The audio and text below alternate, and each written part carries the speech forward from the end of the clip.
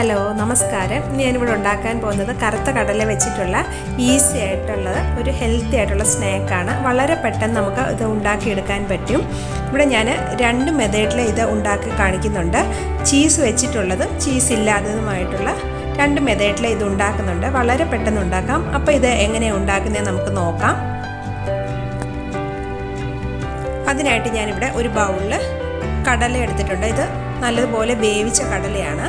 ഇത് വേവിക്കുമ്പോൾ വെള്ളം ഒട്ടും ഇല്ലാതെ തന്നെ എടുക്കണം. നല്ല സോഫ്റ്റായിട്ട് ഇതുപോലെ വേവിച്ചെടുത്തിട്ടുണ്ട്. ഇത് ഞാൻ മിക്സിയുടെ ജാറിലേക്ക് ഇട്ടിട്ടൊന്ന് അരച്ചെടുക്കുകയാണ്. ഒട്ടും വെള്ളം ഇല്ലാതെ ഇത് അരച്ചെടുക്കണം. അപ്പോൾ ഇതൊന്ന് അരച്ചെടുക്കാം. ഇതുപോലെ അരച്ചെടുക്കണം. ഞാൻ ഒരു തുള്ളി പോലും വെള്ളം ചേർത്തിട്ടില്ല.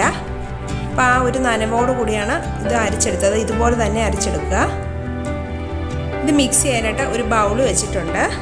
ഈ ബൗളിലേക്ക് ഞാൻ ഒരു വലിയ സവാള ചെറുതായിട്ട് അരിഞ്ഞത് ചേർത്ത് കൊടുക്കുവാണ്. അതിനുശേഷം ഇതിലേക്ക് 2 പച്ചമുളക് കൂടെ ചെറുതായിട്ട് അരിഞ്ഞത് ചേർത്ത് കൊടുക്കാം. പിന്നെ ഇതിലേക്ക് അല്പം മല്ലിയിലയാണ് ചേർത്ത് കൊടുക്കുന്നത്. ഇത് നമുക്ക് ഇഷ്ടമുണ്ടെങ്കിൽ ചേർത്താൽ മതി. പിന്നെ അരച്ചെടുത്ത കടലയും കൂടെ ചേർത്ത് കൊടുക്കാം. ആവശ്യത്തിന് ഉപ്പ് ചേർത്ത് കൊടുക്കാം. 1 ടീസ്പൂൺ ഉപ്പ് ഞാൻ ചേർത്ത് കൊടുത്തിട്ടുണ്ട്. പിന്നെ 1/2 ടീസ്പൂൺ മുളക് പൊടി ചേർത്ത് കൊടുക്കാം. പിന്നെ ഇതിലേക്ക് 1/4 ടീസ്പൂൺ വറുത്ത് പൊടിച്ച ജീരകത്തിൻ്റെ പൊടിയാണ് ചേർത്ത് കൊടുക്കുന്നത്. ഒരല്പം ചേർത്താൽ മതി. പിന്നെ ഒരു 1/4 ടീസ്പൂൺ കായത്തിൻ്റെ പൊടിയും കൂടെ ചേർത്ത് കൊടുക്കാം. പിന്നെ ഇതിലേക്ക് ഞാൻ ചാറ്റ് മസാലയാണ് ഒരു 1/4 ടീസ്പൂൺ ചേർത്ത് കൊടുക്കുന്നത്. ഇതില്ലെങ്കിലും കുഴപ്പമില്ല. 1 ടീസ്പൂൺ നാരങ്ങയുടെ നീരും കൂടെ ചേർക്കാം. ഇനി ഇത് നല്ലതുപോലെ ഒന്ന് മിക്സ് ചെയ്യുക. അതിനുശേഷം ഇതിൻ്റെ ഉപ്പും എരിവൊക്കെ ഒന്ന് ചെക്ക് ചെയ്യണം. കുറവാണെങ്കിൽ ചേർത്ത് കൊടുക്കുക. അതിനുശേഷം ഇതിലേക്ക് 1 ടേബിൾ സ്പൂൺ അരിപ്പൊടിയാണ് ചേർത്ത് കൊടുക്കുന്നത്. വറുത്തതോ വറുക്കാത്തതോ ആയിട്ടുള്ള അരിപ്പൊടി ചേർത്ത് കൊടുക്കാം. അതും കൂടെ ചേർത്തിട്ട് നല്ലതുപോലെ ഒന്ന് മിക്സ് ചെയ്യുക. ഇത് എന്തിനാണെന്ന് വെച്ചാൽ ഈ അരിപ്പൊടിയും കൂടെ ചേർത്തെങ്കിലേ നമുക്കിത് നല്ലതുപോലെ ഉരുട്ടിയെടുക്കാൻ പറ്റുള്ളൂ. ഇല്ലെങ്കിൽ ഇത് പൊടിഞ്ഞു പോകും.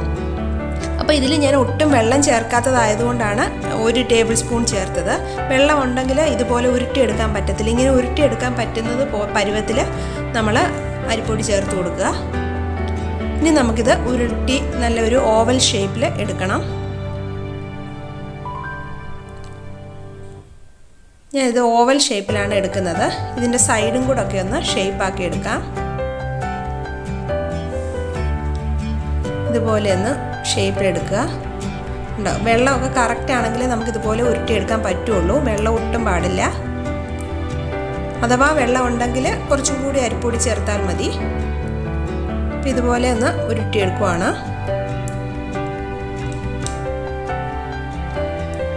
ഇനി ഞാൻ അടുത്തത് ചീസ് വെച്ചിട്ടുള്ളത് കാണിച്ചു തരാം. ചീസ് വെച്ചിട്ട് എങ്ങനെയാണ് ഉരുട്ടിയെടുക്കേണ്ടതെന്ന്. ഇതുപോലെ ബൗൾ ഒരു ചെറിയ വലിപ്പത്തിൽ ബൗൾ ആയിട്ട് എടുക്കുക. പിന്നെ ഇതിലേക്ക് കുറച്ച് ചീസ് ആഡ് ചെയ്യുക. 1 ടീസ്പൂണോളം ചീസ് ഗ്രേറ്റ് ചെയ്തതാണ് ഞാൻ. എങ്ങനെയായാലും കുഴപ്പമില്ല. അതും കൂടെ വെച്ചിട്ട് ഇതുപോലെ നമുക്ക് ഉരുട്ടിയെടുക്കാം. അതിനുശേഷം ഷേപ്പാക്കി എടുക്കുക. നമുക്ക് ഇഷ്ടമുള്ള ഷേപ്പിൽ എടുക്കാം.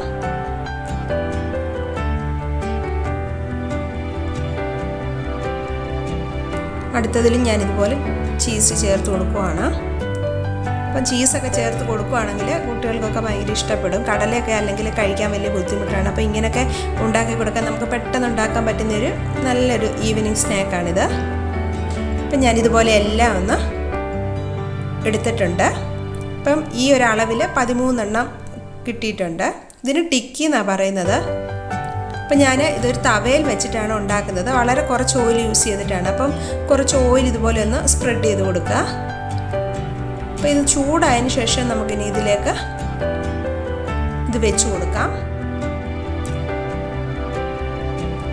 ഇനി നമുക്കൊരു മീഡിയം ഫ്ലെയിമിൽ ഇട്ടിട്ട് ഇതൊന്ന് ഫ്രൈ ചെയ്തെടുക്കാം. കാരണം കടലയൊക്കെ ഓൾറെഡി ഒന്ന് വെന്തതാണ്. അപ്പം ഒരുപാട് ഫ്ലെയിം വെച്ച് കരിച്ച് കളയണ്ട. ഇതിലേക്ക് കുറച്ച് ഓയിലൊന്ന് സ്പ്രെഡ് ചെയ്ത് കൊടുക്കാം.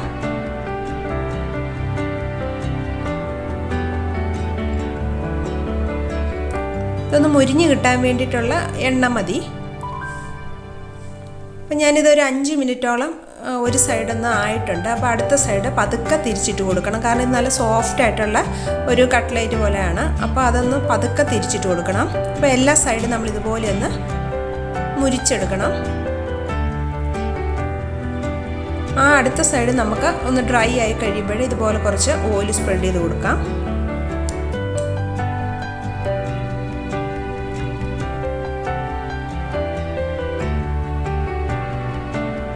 പിന്നെ ഞാനിതിലേക്ക് ഒരല്പം ബട്ടറും കൂടെ ചേർത്ത് കൊടുത്തിട്ടുണ്ട്, ഒരു ഫ്ലേവറിന് വേണ്ടിയിട്ട്. നമുക്ക് ഇഷ്ടമാണെങ്കിൽ ഇതുപോലെ കുറച്ച് ബട്ടറും കൂടെ ഒന്ന് സ്പ്രെഡ് ചെയ്ത് കൊടുക്കാമെങ്കിൽ ഒന്നും കൂടെ നല്ല ടേസ്റ്റ് ആയിരിക്കും, നല്ലൊരു മണമൊക്കെ ആയിരിക്കും. അപ്പോൾ എല്ലാ സൈഡിലും കുറച്ച് ബട്ടറും കൂടെ ഒന്ന് ചേർത്ത് കൊടുക്കാം. അതുപോലെ തന്നെ ഇതിൻ്റെ സൈഡും കൂടെ ഒന്ന് നമ്മൾ ഫ്രൈ ചെയ്തെടുക്കണം. അപ്പോൾ ഇതുപോലെ ഒന്ന് സൈഡൊക്കെ ചരിച്ച് വെച്ചിട്ട് ഒന്ന് ഫ്രൈ ചെയ്തെടുക്കുക. അപ്പോൾ ഇതായിട്ടുണ്ട്. ഇത് രണ്ട് സൈഡും 10 മിനിറ്റുള്ളിൽ എല്ലാം ഒന്ന് രണ്ട് സൈഡും ഫ്രൈ ആയിട്ടുണ്ട്. ഫ്ലെയിം ഓഫ് ചെയ്തു. അപ്പോൾ ഇത് കണ്ടോ, ഇത് ചീസ് വെക്കാത്ത കട്ട്ലേറ്റാണ്.